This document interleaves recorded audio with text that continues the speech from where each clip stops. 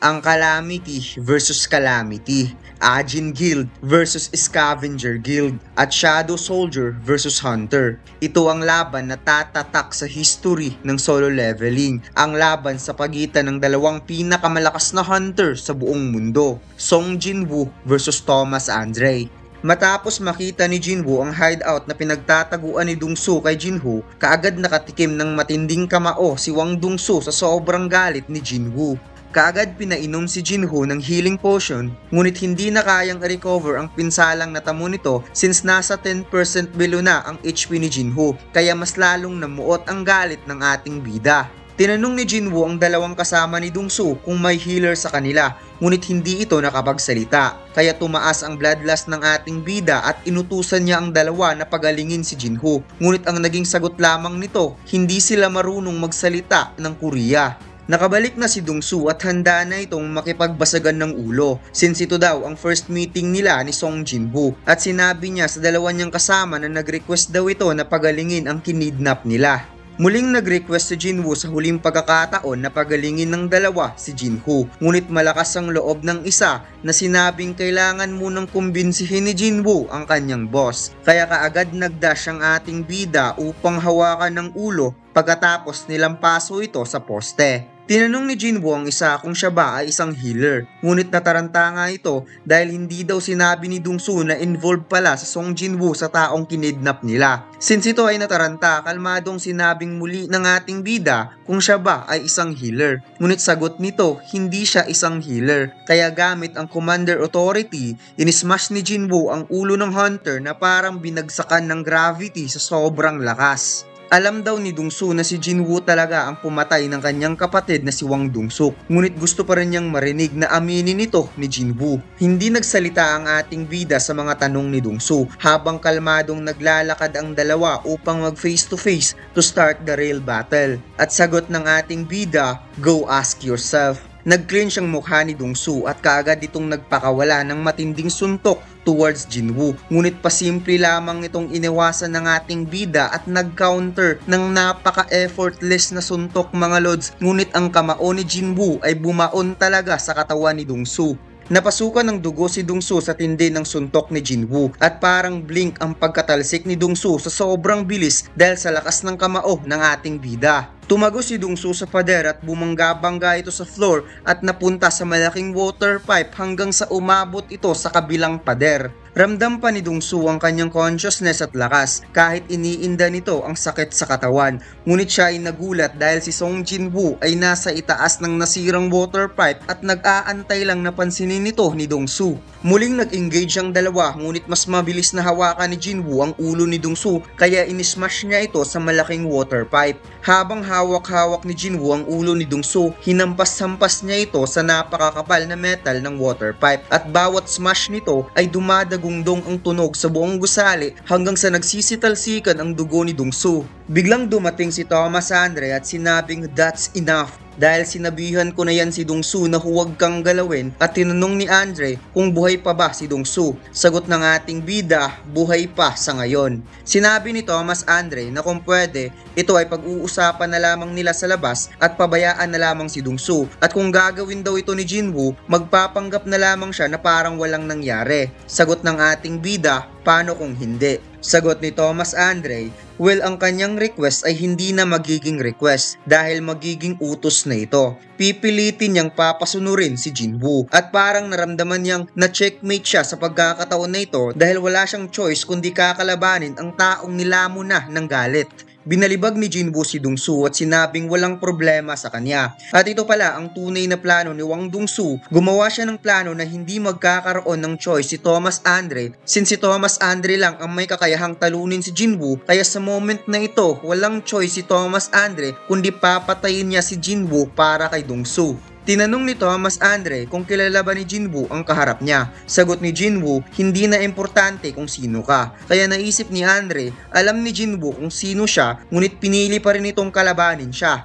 Si Thomas Andre ay lumaki sa isang mahirap na dayuhang pamilya na napapalibutan ng maraming kalaban. Ngunit isang araw, ipinagkaloob sa kanya ng universe ang isang extraordinary gift. Ang gift na walang katumbas na lakas. ang kapangyarihan na kayang durugin ng lahat. Sa pamamagitan na walang hanggang serye sa pakikipaglaban, napatunayan ni Thomas Andre ang kanyang natural na talent, strength, authority, wealth at violence. Gamit ang iba't ibang klaseng kapangyarihan sa buong mundo, siya ay hinirang bilang isang king dahil kaya niyang wasakin ng lahat ng humarang sa kanyang landas dahil ang dahas ay ang nag-iisa niyang justice. Kaya sinabi ni Thomas Andre na pagsisisihan daw ni Jinwoo ang kamangmangan. Sobrang ganda talaga ng 6-Eye Gojo t-shirt design natin mga lods at sobrang dami nang nag-order nito. Sino ba naman ang hindi gustong mag-order sa sobrang angas ni Gojo? At mayroon tayong bagong t-shirt design na i-release this month. Jujutsu Kaisen, Gojo X Sukuna at One Piece Sun God Nika. Kaya sa mga gustong mag-order, check nyo na lang ang link sa description o comment section. Dumating na ang mga tauhan ni Thomas Andre, pati na rin ang daan-daang hunter na ipinadala para paghandaan ang laban. Ngunit nagulat ang lahat dahil nagkaroon ng malakas na pagsabog na mas lalo nilang ikinagulat dahil mayroong bagay na tumagos papunta sa kanila hanggang sa dumaan nito sa gitna at tumilapon ng mga sasakyan na tinamaan nito. Ito pala ay si Thomas Andre na makikitang naka-defense pose at mukhang tinamaan ito ng malakas na suntok ni Jinwoo since sinabihan niya itong isang mangmang. Nagulat ang lahat sa kanilang nakita at kalmadong humakbang si Thomas Andre papunta kay Jinwoo. Kaya kaagad naghanda ang lahat ng hunter para sumali na sa laban. Inutusan ni Jinwoo si Igris na dalhin si Jinwoo sa malapit na hospital at siguraduhing magamot ito kaagad. Kaya mabilis na umalis si Igris sakay ni Kaizel. Handa na ang buong Scavenger Guild sa laban sa pamumuno ni Thomas Andre at mukhang ang laban na ito ay guild laban sa guild dahil iisang guild rin nga naman itong si Jinwoo, considering as guild member kapag tatawagin niya ang lahat ng Shadow Soldier. Kaya pangiting sinabi ni Thomas Andre na ngayon ng oras para sila ay mag-uusap dahil ang oras na ito ay napaka-importante para sa kanya. Wala na siyang pakialam kay Wang Dongsu. Iisa lang ang paraan para maibalik ang kanyang pride at ito ay walang iba kundi papatayin ang isang mayabang na si Song Jinwoo. Sinabi ni Thomas Andre, hindi pa naman huli ang lahat. Kung aaminin ni Jinwoo ang pagkakamali at mag-surrender, bibigyan daw niya ito ng chance para mabuhay. Ngunit ang naging sagot ng ating bida ay isang matinding middle finger. Nagalit si Thomas Andre sa panginginsultong ginawa sa kanya ni Jinwoo at pagsisihan daw nito ang chance para mabuhay. Unti-unting nagbago ang katawan ni Thomas Andre, nagkapunit-punit ang damit at mas lalong lumaki ang katawan habang ang Scavenger Guild Hunter ay mainit na nakatitig kay Iron na handa na ring sumagupa sa laban. Habang nagkatitigan, si Song Jinwoo at Thomas Andre, sabay nilang binigas ang salitang let's go. Kaagad nag-clash ang dalawang grupo, Scavenger Guild versus Ajin Guild,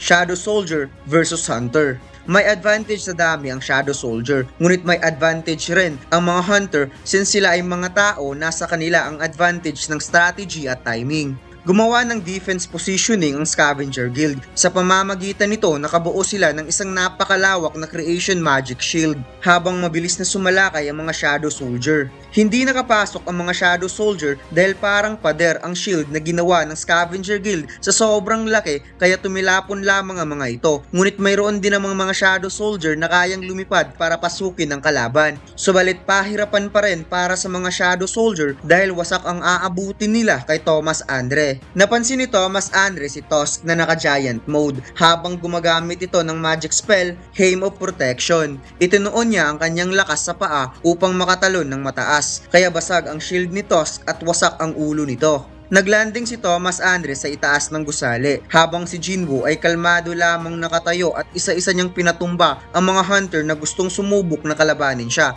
Ngunit napansin niyang paparating na si Thomas Andre sa kanya. Kaagad nagdash si Iron upang harangan gamit ang malaking shield. Ngunit pasimpleng binalibag ni Thomas Andre si Iron sa lakas ng braso nito. Subalit nagulat si Thomas Andre dahil biglang nawala si Jinwoo at napansin niyang nasa tabi na pala ang ating bida. Nagdash si Jinwoo upang mag-unleash ng atake direkta sa katawan gamit ang Demon King Dagger. Ngunit nagulat ang ating bida mga lods dahil hindi man lang bumaon ang Demon King Dagger sa sobrang tigas ng katawan ni Thomas Andre. Kaagad sinuntok ni Thomas Andre ang balikat ni Jinwoo kaya tumalsik ito sa itaas at sinabing, ano sa tingin mo ang isang national level hunter? Isang joke? Kaya ipaparamdam daw niya kay Jinwoo ang kaibahan ng kanilang lakas at lalamunin daw ito ng takot. Ginamit ni Thomas Andre ang isang skills upang kontrolin ang katawan ni Jinwoo sa itaas at napansin ng ating bida na isa itong telekinesis. Kaya ginamit din niya ang Commander Authority upang i-smash si Andre sa ground. Napa-what the hell si Thomas Andre sa kanyang naramdaman dahil parang dinurog daw ang kanyang buong katawan papunta sa lupa. At kahit hinila niya si Jinwoo gamit ang telekinesis, naghanda pa rin ito ng suntok papunta sa kanya.